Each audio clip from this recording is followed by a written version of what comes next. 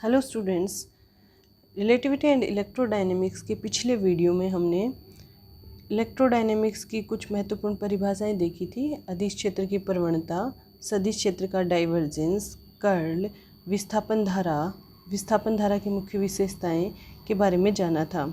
अब हम इसका नेक्स्ट वीडियो स्टार्ट करते हैं, इसका सेकंड पार्ट स्टार्ट करते हैं। सेकंड पार्ट में हम देखेंगे मैक्सवेल समीकरण। सबसे पहले तो मैक्सवेल समीकरण विद्युत चुंबकीय के अवकल समीकरण को मैक्सवेल समीकरण कहते हैं, जो विद्युत गतिकी के आधारभूत समीकरण कहलाती है।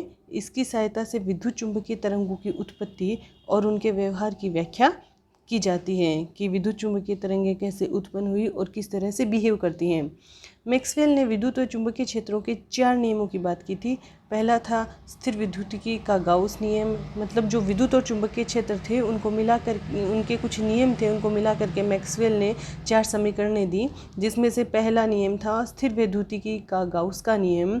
दूसरा नियम था स्थिर विद्युतिकी के गाउस के नियम के बाद स्थिर चुंबकीय की में गाउस नियम, फेराडे के विद्युत चुंबकीय प्रेरण के नियम, एम्पियर का परिपथीय नियम। इन सभी नियमों को मैक्सवेल ने अवकल समीकरण के रूप में दर्शाया था, जिन्हें मैक्सवेल समीकरण कहते हैं। मैक्सवेल का प्रथम समीकरण स्थिर विद्युतिकी का गाउस नियम।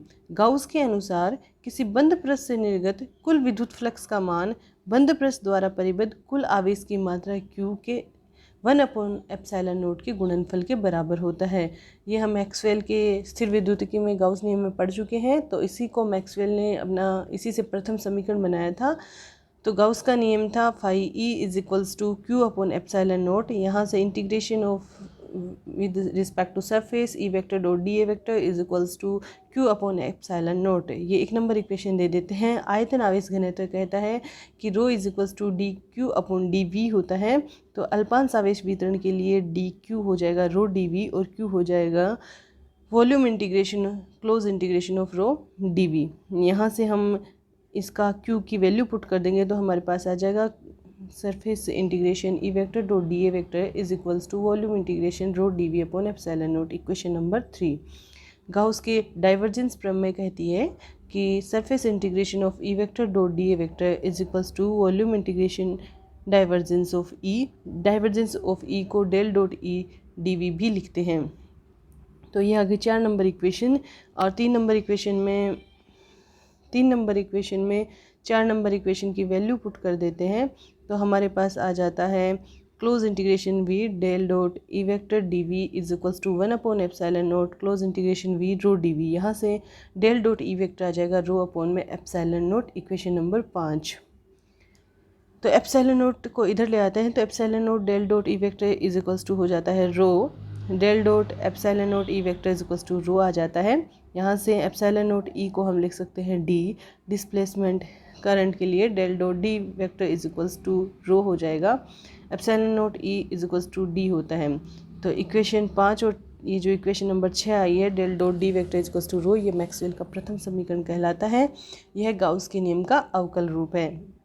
अब देखते हैं इसका उपयोग कहाँ कहाँ होता है, इसे कहाँ कहाँ काम में लिया जाता है। तो मैक्सवेल का प्रथम इक्वेशन गाउस के नियम को स्थिर विद्युत क्षेत्र में प्रदर्शित करता है। यह समीकरण विद्युत क्षेत्र और विद्युत विस्थापन सदिश D वेक्टर क्या है, विस्थापन धारा के लिए जो विस्थापन सदिश काम में लिया जाता है वह है। तो यह विद्युत विस्थापन सदिश का आयतन आवेश घनत्व के साथ संबंध व्यक्त करने के लिए भी काम में ली जाती है।